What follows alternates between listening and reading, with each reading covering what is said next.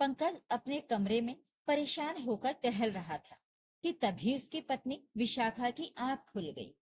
पंकज को इस तरह कमरे में टहलते देखकर वो भी उठ बैठी।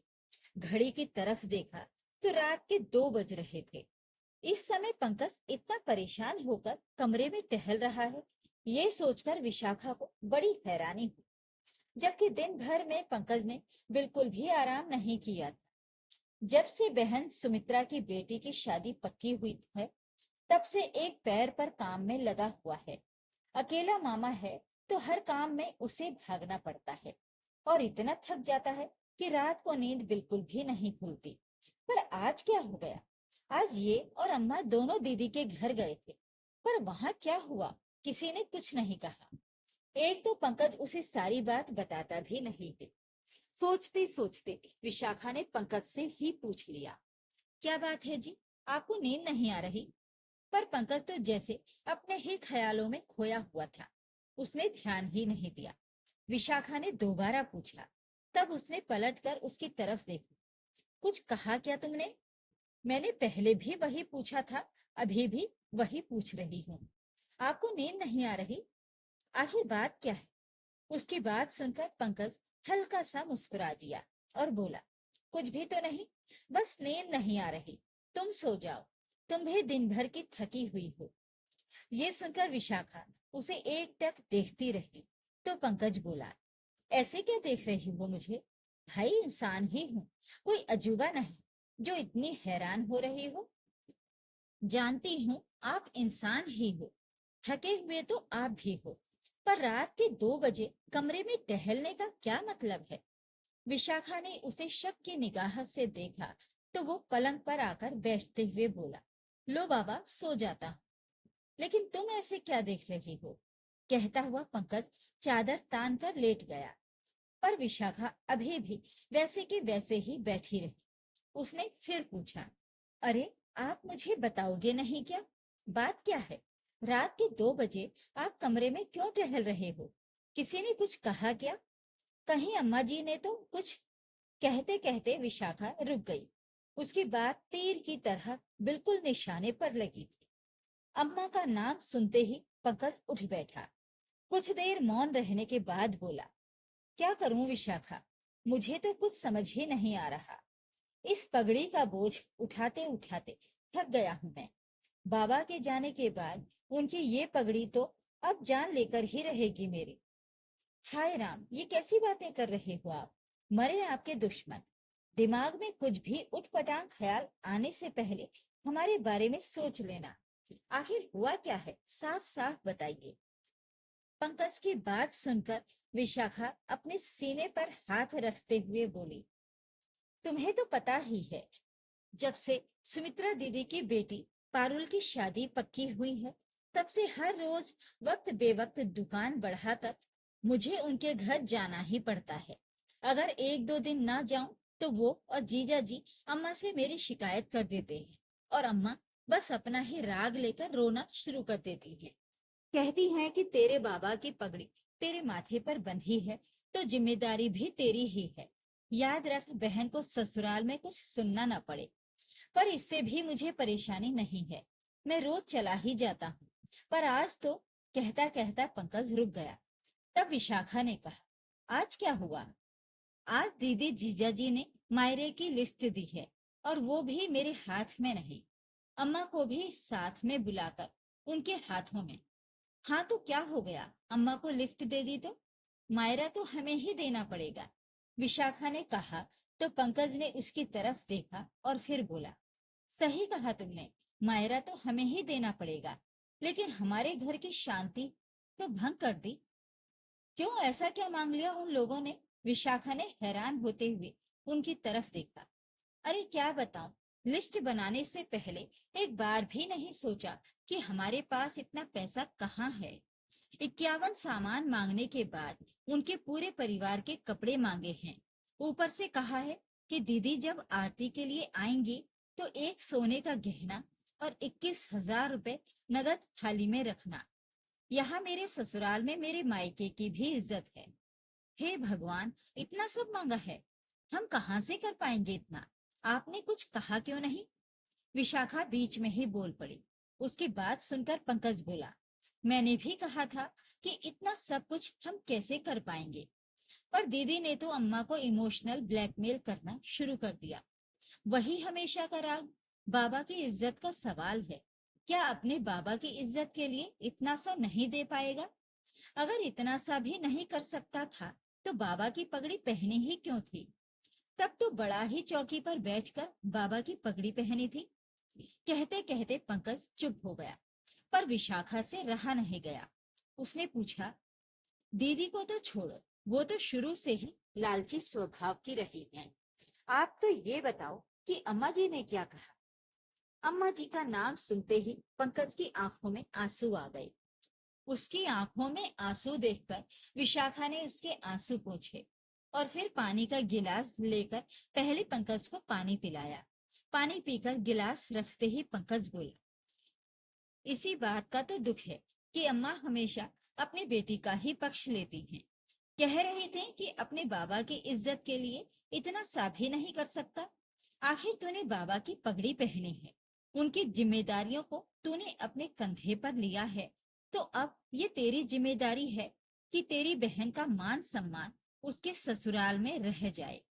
जब मैंने कहा कि अम्मा ये मेरे बस की बात नहीं है, तो मुझ पर चिल्लाने लगी कि पूरा का पूरा मकान अकेले ही हड़प जाना चाहता है, मेरी बेटी को कुछ भी नहीं देगा। कहते कहते पंकज फिर से रो दिया। अब तुम ही बताओ विशाखा, मैं क्या करूं? थक गया हूं मैं इन सब से। मेरा भी परिवार है, बच्चे हैं, कमाई का जरिया सिर्फ वो एक दुकान है जिससे घर खर्च, बच्चों की पढ़ाई चलती है। वो भी कई बार दीदी और जीजा जी के सामने पेश होने के कारण बंद रहती है। उनकी जी हुजूरी ना करूं तो अम्मा खाना दुश्वार कर देती हैं कि अकेला भाई है, अपनी बहन पर ध्यान नहीं देता। बाबा की पगड़ी क्या दिखाने के लिए पहनी थी? दीदी जीजा जी को हर तीज त्योहार पर अम्मा एक से बढ़कर एक सामान देती हैं, पर क्या अम्मा को नहीं दिखता कि उनका बेटा हर त्योहार पर पुराने कपड़े ही पहनता है? मेरी चप्पल तक कई बार घिसी हुई होती है। आखिरी बार अपने परिवार के साथ मैं कहाँ घूमने गया था, मुझे तो ये भी याद नहीं है। मेरे लिए तो कोई नहीं सोचता। बेटा हूँ तो क्या जिम्मेदारियों के बोझ तले दबकर जान दे दूं? कभी बेटों के बारे में तो कोई नहीं सोचता। थक गया हूं मैं सबसे। लेकिन इस बार विशाखा ने पंकज को रोने से नहीं रोका। आखिर जब मन का गुबार निकल गया तो पंकज शांतिपूर्वक सो गया, पर विशाखा की आंखों से नींद कोसों दूर थी। आखिर अपने पति को अपने सामने रोता देखकर भला किस पत्नी को अच्छा लगेगा? पंकज किस दौर से गुजर रहा था, ये देखकर विशाखा को भी आत्मग्लानि होने लगी। वो पत्नी होकर भी ये बात नहीं समझ पाई। अपनी तरफ से पंकज पूरी कोशिश कर रहा था, मेहनत भी खूब करता था। हालांकि वो अपने परिवार के लिए इतना कमा लेता था कि परिवार की जरूरतों को पूरा कर पाए, पर ये आए दिन के ऊपर के खर्चे उसे तोड़ कर रख देते थे। आखिर मध्यम वर्ग की भी तो एक सीमा होती है। अम्मा तो बस जिद करके बैठ जाती थी कि मेरी बेटी के ससुराल ये जाएगा तो जाएगा ही। जब एक बार विशाखा ने नौकरी करने के लिए कहा तो पंकज खुश हो गया था, पर अम्मा ने बहुत हंगामा किया था। आखिर 2 दिन तक घर में हंगामा होता देखकर पंकज ने विशाखा को ही नौकरी करने से मना कर दिया। पर आज पंकज की हालत उससे देखी नहीं जा रही थी। आखिर पंकज के पीछे ही तो वो इस घर में है। अगर पंकज को ही कुछ हो गया तो, अगर वो उसका साथ ही नहीं दे पाई तो भला किसका साथ देगी? समय बीतता गया। पंकज मायरे की लिस्ट पूरी करने के लिए परेशान रहता। विशाखा जितना हो सकता था उतना सहारा देती, लेकिन उसने अब ठान लिया कि अब वो अम्मा से बात करके ही रहेगी। दूसरे दिन विशाखा उठी और अपने घर के काम फटाफट निपटाने लगी। आज तो उसने नाश्ते के साथ ही दोपहर का खाना भी तैयार कर लिया। अभी सब नाश्ता कर ही रहे थे कि इतने में विशाखा तैयार होकर आ गई। उसे देखकर अम्मा जी बोली, बहू तुमने बताया नहीं, कहीं जा रही हो?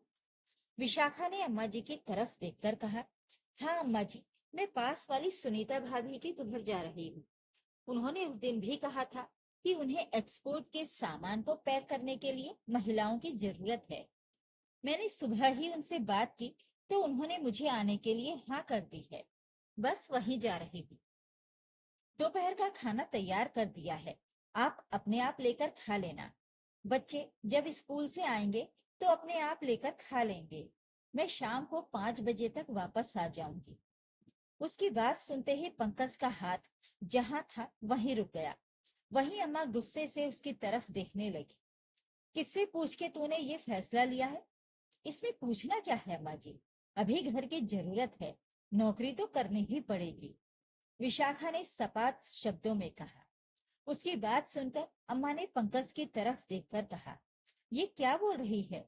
तो कुछ कहता क्यों नहीं? तुझे पता है ना कि मुझे बहू का घर के बाहर जाकर कमाना अच्छा नहीं लगता, और फिर ये चली जाएगी तो घर का काम कौन करेगा? मुझसे तो इस उम्र में ये सब कुछ नहीं होता। लेकिन इस बार पंकज ने कहा, पर मुझे कोई परेशानी नहीं है अम्मा। अगर विशाखा बाहर जाकर 2 पैसे कमाना चाहती है तो कमा लेने दो। कम से कम मुझे 2 पैसे का सहारा ही लगेगा। और रही बात घर के काम की, तो हम दोनों मिलजुल कर लेंगे। कहकर पंकज ने अपना नाश्ता खत्म किया और दुकान के लिए रवाना हो गया। वहीं विशाखा अपना बैग लेकर बाहर आई तो अम्मा उससे बोली, खबरदार घर के बाहर कदम रखा तो, अभी तो मैं जिंदा बैठी हूँ। मेरी इजाजत के बगैर घर के बाहर भी नहीं जाएगी तू। क्यों नहीं जाऊंगी अम्मा? घर के खर्च बढ़ रहे हैं, दुकान तो पूरे टाइम खुलती नहीं है, क्योंकि दीदी जीजाजी के लिए इनको अपनी दुकान बंद करके वहां जाना पड़ता है। अगर नहीं गए तो आप खुद इनका खाना दुश्वार कर देती हैं। ऊपर से अब ये मायरे का नया तमाशा शुरू कर दिया है। अरे मायरा देने में हमें कोई परेशानी नहीं है, पर कम से कम क्षमता अनुसार तो मांगो। विशाखा ने पलट कर कहा तो अम्मा चिढ़ गई। अच्छा, तो तुझे भी मेरी बेटी दामाद दिख रहे हैं? वो दोनों तो तुम लोगों को सुहाते ही नहीं हैं। अरे अपने बाबा की पगड़ी अपने सिर पर बंधवाई थी पंकज ने, तो जिम्मेदारी भी उसी की होगी ना। और ऐसा क्या मांग लिया मेरी बेटी ने? भूल मत, मकान पर मेरी बेटी का बराबर का हक है। वो तो तुम फटाफट डकारने को तैयार हो जाओगे, और मायरा देने में दोनों को रोना आ रहा है। अम्मा की बात सुनकर विशाखा हैरान रह गई। अब उससे अपना गुस्सा कंट्रोल नहीं हुआ। अम्मा, बेटी के प्यार में आपको बेटा नजर नहीं आ रहा?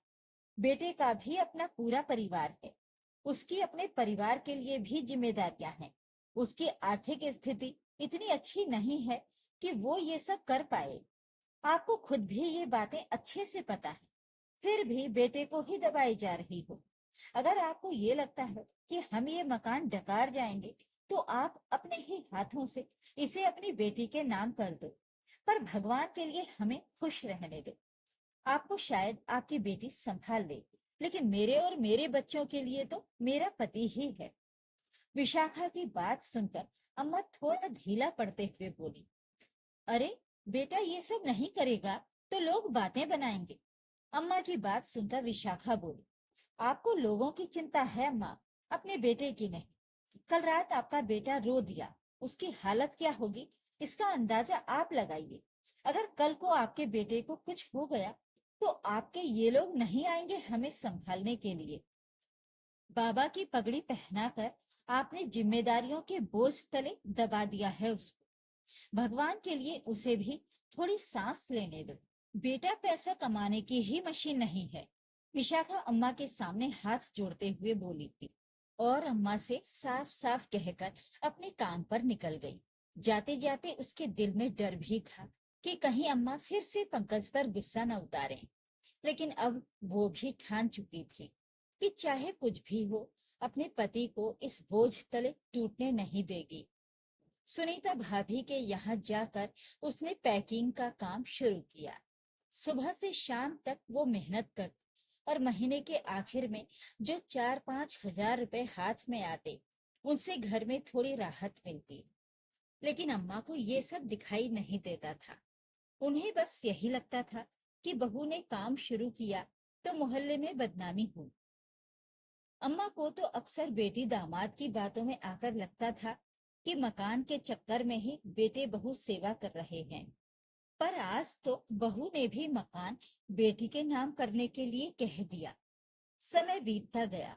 पंकज मायरे की लिस्ट पूरी करने के लिए परेशान रहता। विशाखा जितना हो सकता था उतना सहारा देती। एक दिन पंकज थक कर दुकान से घर लौटा तो देखा कि बेटा रवि दरवाजे पर बैठा रो रहा है। कारण ये था कि स्कूल में टीचर ने फीस न भरने की वजह से क्लास से बाहर कर दिया था। ये देखकर पंकज का दिल टूट गया। वो वहीं चौखट पर बैठकर फूट फूट कर रोने लगा। विशाखा भी आंसू नहीं रोक पाई। ये दृश्य अम्मा ने भी देखा। उस रात अम्मा के मन में पहली बार ख्याल आया, क्या सच में मैंने अपने बेटे पर बहुत ज्यादा बोझ डाल दिया है। बेटी के चक्कर में बेटा और उसके बच्चे पिस रहे हैं। लेकिन अम्मा फिर भी खुलकर कुछ नहीं बोली, बस चुपचाप अपने कमरे में चली गई। पंकज और विशाखा के दो बच्चे थे। बेटा रवि जो 8वीं में पढ़ रहा था और बेटी गुड़िया जो 6वीं में थी। दोनों पढ़ाई में तेज थे, लेकिन स्कूल की फीस, किताबें, कॉपी किताबें और कोचिंग का खर्चा हर महीने पंकज की कमर तोड़ देता। अक्सर फीस की तारीख आने से पहले ही पंकज बेचैन हो उठता था। कई बार तो उसे दुकान से उधार उठाकर बच्चों की फीस चुकानी पड़ती। विशाखा देखती तो उसका दिल बैठ जाता। वो चाहती थी कि बच्चे आगे पढ़ें, स्कूल में जाएं, लेकिन हालात हमेशा आड़े आ जाते। रवि कई बार कह चुका था, पापा मैं सरकारी स्कूल में चला जाऊं, यहाँ की फीस बहुत ज्यादा है। लेकिन पंकज हंसकर टाल देता, नहीं बेटा, पढ़ाई अच्छी होगी तभी आगे जाकर तेरा नाम होगा, मैं सब संभालूंगा। पर असलियत ये थी कि सब संभालना उसके बस में नहीं था। इधर अम्मा रोज ही बेटी के फोन सुनती और पंकज पर ताने कसती। तेरी बहन के ससुराल में लोग क्या कहेंगे, मामा है तो मायरा धूमधाम से करना चाहिए, लोगों की नजर तुझ पर ही है। पंकज की हालत देखकर कई बार विशाखा बोलना चाहती, पर अम्मा की डांट और तानों के डर से चुप रह जाती। धीरे धीरे शादी का दिन नजदीक आ गया। मायरे की तैयारी करते वक्त पंकज और विशाखा ने अपनी हैसियत के हिसाब से ही सामान खरीदा। सोने का गहना या 51 सामान देने की उनकी क्षमता नहीं थी। जब सामान पैक हो रहा था तो अम्मा बार बार टोक रही थी, लोग क्या कहेंगे, इतना छोटा मायरा है। पर इस बार विशाखा ने दृढ़ता से कहा, लोगों से ज्यादा हमें अपने बच्चों की चिंता है अम्मा। अगर बच्चों की पढ़ाई छूट गई तो क्या आप जवाब देंगी लोगों को। अम्मा कुछ पल चुप रही। मायरे के दिन जब सामान सुमित्रा के घर पहुंचा तो वहां खूब हंगामा हुआ। सुमित्रा और उसके पति ने खुलेआम ताने दिए, बस इतना ही, यही मायरा है, अपनी बहन को इज्जत दिलाने की औकात नहीं है तुम्हारी। अम्मा उस वक्त बहुत अपमानित हुई। पहली बार उन्हें महसूस हुआ कि बेटी ने भी उन्हें सिर्फ इस्तेमाल किया है। उन्हें रवि का रोता हुआ चेहरा याद आ गया। घर लौटते समय अम्मा का चेहरा बुझा हुआ था। रास्ते भर एक शब्द भी नहीं बोली। उस रात अम्मा ने पंकज और विशाखा को अपने पास बुलाया। आंखों में आंसू लिए बोली, बेटा माफ कर दे, मैंने तुझे गलत समझा। तेरा दर्द अब समझ में आ रहा है। बेटी के लिए मैं अंधी हो गई थी। आगे से तू अपनी हैसियत के हिसाब से ही देना। अब मैं तुझसे कोई जबरदस्ती नहीं करूंगी। पंकज ने सिर झुका लिया। उसकी आंखों में आंसू बह रहे थे। विशाखा ने भी राहत की सांस ली। आखिर अम्मा को एहसास हो ही गया कि उनकी बेबुनियाद की जिद उनके बेटे पर भारी पड़ती है। कभी कभी समाज और परंपरा के नाम पर बेटे पर इतनी जिम्मेदारियां डाल दी जाती हैं कि वो टूटने लगता है। पर सच तो ये है कि बेटा भी इंसान है, उसकी भी सीमाएं हैं। जब परिवार समझदारी से उसकी स्थिति को स्वीकार करता है, तभी घर में असली शांति आती है। तो ये थी आज की कहानी। इस कहानी के बारे में अपनी राय कमेंट बॉक्स में जरूर लिखें। वीडियो को लाइक और शेयर कर दीजिए। चैनल को सब्सक्राइब जरूर कर लें ताकि आपको रोज अच्छी अच्छी कहानियां सुनने को मिलती रहें। तो फिर मिलते हैं एक और कहानी के साथ। नमस्कार।